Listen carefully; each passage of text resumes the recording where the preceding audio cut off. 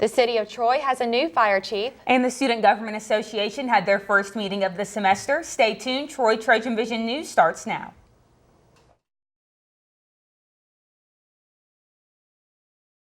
From the High Definition Production Center of Troy University's Broadcast and Digital Network, Troy, Alabama's International University, this is Troy TrojanVision News. Hello and welcome to Troy TrojanVision News for January 13th, 2016. I'm Christy Henderson. And I'm Sarah Singletary. Thank you for joining us this evening. Troy residents now know who will run the city's fire department starting later this year. The City Council approved the new chief last night. Jordan Elston has the details. The much anticipated appointment of the new fire chief for the City of Troy was announced at Tuesday night's town hall meeting as current captain Michael Stevens. Well, our chief announced that he was going to be retiring around September, and he said his date for the first day of March would be his last day. And around the middle of November, the council opened it up and actually come out with a job description, and there was four men qualified for the position. And tonight they actually appointed the next fire chief of the City of Troy effective the first day of March. Stevens said that even though the process was stressful, he does feel prepared to take on the new role. It was very stressful. It was very stressful. I don't know that you really could get prepared. I think the 15 years that I've been with the City of Troy, I prepared myself for this position. So I don't know that I did anything recently to prepare myself for this. Stevens also says that this is a life-changing promotion. My whole lifestyle will change pretty quick. Yes, this is something that I hope everybody in the department strives for. Everybody that's in this career field, wants to progress and be promoted, and I hope every one of them is shooting for my job in 15 or 20 years. Stevens will officially start his new role as fire chief on March 1st. Jordan Elston, Troy TrojanVision News. Current Chief Thomas Outlaw announced his retirement last August. Troy University's Student Government Association is starting a new semester with some new business, but their meetings are back in an old familiar place. Alex Robertson has the details. The semester has begun and Troy University's Student Government Association is back in action. The SGA members covered a list of upcoming events and resolutions for this spring semester. We essentially just talked about this upcoming semester and everything that we have planned from the new organizations that we're going to be getting, as well as some of the ideas we had from last semester, definitely being able to implement them and continue with them this semester. One of the topics discussed in the meeting was to add extra lighting in Smith's parking lot. So with the Smith parking lot, what we have with that is a lot of students, as well professors, had noticed there wasn't as much lighting at nighttime as there has been in the past. So one of the things that our SGA has currently planned is be able to talk to some of the people on campus to get more lighting for the professors as well as students. There were also 3 new constitutions that were passed. So what we have right now is we have three bills that passed tonight that will sit on docket. With these bills, students will be able to come in, as well as senators can come in and read about these organizations. 2 of them are organizations. One is about the lighting at Smith Hall. So they can come in, read about these, and understand how they're going to benefit our university. One of them is a business law club, and then the other is our Rotary Club. Those are 2 of the clubs that we hope to be able to getting on our campus, and then the Smith lighting is something else that we have that we'll be working on. SGA is looking for new members. And just a reminder, the executive committee meetings are now held in Hale Hall every single Tuesday night at 6:30 p.m. Originally we were in Hawkins and we really liked it over there. We just felt like it was a little more professional here than Hale Hall. But the reason why is because Hawkins actually had a class Tuesday nights, and we didn't want to interfere with our students and professors having that class on Tuesday, so that's when we moved back over here to Hale Hall. If you want to give your feedback, students are welcome to attend SGA meetings. Alex Robertson, Troy TrojanVision News. Once again, the SGA will hold their meetings in the Hall of Honor this semester. Those meetings are every Tuesday at 6:30. Well, Sarah, the Trojan Arena was packed last night with fans, but they weren't there to see basketball action from the Trojans. That's right, Christy. The world-famous Harlem Globetrotters made a stop in Troy for their 90th anniversary tour. Rachel Wilkerson has the story. The world's most famous basketball team, the Harlem Globetrotters, entertained the crowd in their retro uniforms and brought smiles to people's faces as they celebrated their 90th anniversary Tuesday night in Trojan Arena. The team combines their athletic talent with comedy to perform for the fans, and they currently have 3 different teams touring the United States. I never expected the Harlem Globetrotters to come to Troy. I mean, they're so big and they're awesome and everybody around the world knows them. It was amazing. The fans were overjoyed to see such a timeless event here in Trojan Arena. One fan even got to watch his parents live on the floor. My mom and dad got pulled out onto the court. That was funny. My mama had to kiss them. I'm like, what? And my daddy had to go out there and dance with the player. It was real fun. I got a ball from my brother. They made a lot of people laugh. It was like a fun family show, you know, and it's real cool. I would love for them to come back to Troy. Fans couldn't believe that the Globetrotters were in Troy and enjoyed the rare experience. I enjoyed watching all the tricks they did and how they dumped stuff on people and everything. It was all great. For those of you who missed out on the opportunity to witness the Harlem Globetrotters, they will be playing in the Dothan Civic Center January 13th at 7 p.m. Rachel Wilkerson, Troy TrojanVision News.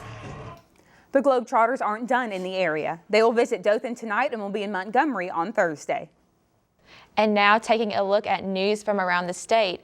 Federal prosecutors in the case of an Alabama police officer accused of using excessive force on an Indian man are looking to block the officer's colleagues from testifying if a retrial is held. Prosecutors filed a motion yesterday to exclude testimony from Madison police officers who don't have first-hand knowledge of the February encounter between Officer Eric Parker and 58-year-old Sureshbhai Patel. 5 one-time members of a University of Alabama fraternity are set for trial on charges of hazing new members. The 5 are accused of forcing Phi Gamma Delta pledges to stand in ice water and salt, resulting in frostbite and treatment in a hospital burn unit. Authorities have found the body of a concrete truck driver whose vehicle fell into a river following a 2-truck collision on a bridge. The Alabama Law Enforcement Agency says the body of 66-year-old Lonnie Phillips of Shorter was discovered inside the cab of the truck by search crews in the Tallapoosa River near the Emerald Mountain Toll Bridge in Wetumpka. And still to come on Troy TrojanVision News, the men's and women's basketball teams return home tomorrow night. Ryan Renfro will give us a look at both teams in sports. And find out how a few presidential candidates reacted to the President Obama's last State of the Union address. Presidential candidates respond to the State of the Union address as voters get ready to make their voices heard. I'm Craig Boswell in Washington. That's coming up.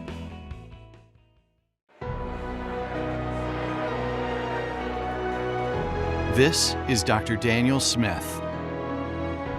He's an expert in domestic and international economics.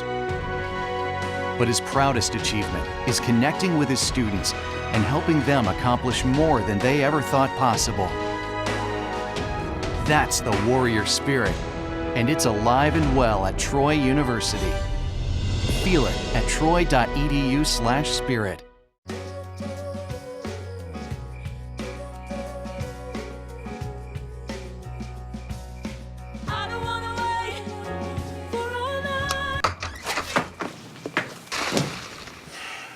I was afraid of that. Well, guess it's time to get you fixed. Your pets will start fooling around sooner than you think. Go on, get out of here! Accidental litters lead to millions killed in shelters each year. Help prevent more. Fix at month 4. Now, the latest in Trojan sports on Troy TrojanVision News. Let's bounce things off with a little Trojan basketball. The men's team currently stands at a 5-10 record overall this season. And after a tough loss on the road against Georgia Southern, the Trojans now sit at an 0-4 record in conference play. But the one thing this Trojan team is known for, other than its youth, is its drive to compete. And recently, that competitive personality has been on display. In the past 5 games, the Trojans have lost by a combined 20 points, and 2 of those games have gone into overtime. Director of Basketball Operations Mike Worley comments on the young team's season so far and looks forward to its next matchup. We talk about, we've got a lot of younger players. You know, Person's just a sophomore, but we've got 2 freshmen that are playing, 2-3 freshmen that are playing a lot. So, you know, it's important to those guys to know that, hey, we're right there. We call it, you know, we're talking about knocking down the door. You got to break through and get through the door. Nobody's going to give that to you, so you got to work. But yeah, I think we've come back with a good mindset this week to have a good week of practice. Trojans return to Trojan Arena tomorrow night to take on UT Arlington at 7:30 p.m. Now, before the men's team takes the court, the women's team will get the first jab at UT Arlington at 5:15 p.m. Now, let's take a look at this women's team. The Trojans are currently on a 3-game winning streak. They're tied for second in the Sun Belt Conference, and it seems like every game someone new steps up. And it's no question that these performances come from the example set by one Trojan in particular, Ashley Beverly Kelly, a senior leader that head coach Chanda Rigby believes isn't done just yet. She's still growing in many ways. I still think the best is yet to come with her. Even though she's fantastic, she is maturing and getting better every week. And again, sometimes her 20, 25 points a night are very silent. They almost seem effortless. Sometimes she's leading more than she is scoring, but at the end of the night, we look up and she has her 25 points. It's great to have her on the team, I'll tell you.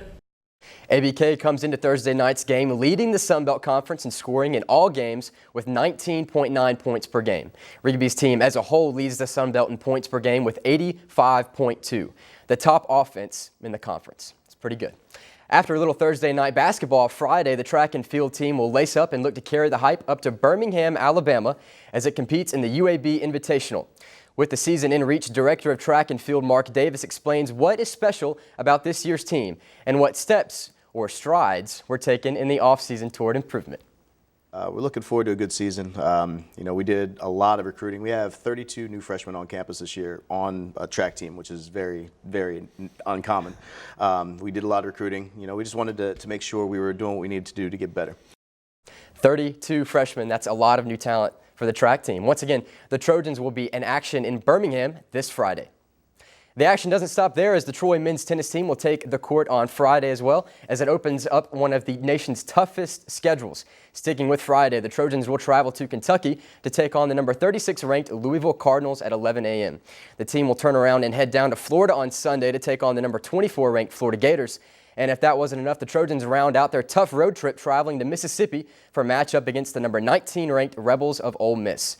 The Trojans bring 8 newcomers to the team, including, get this, Louisville transfer Stephon Kajil.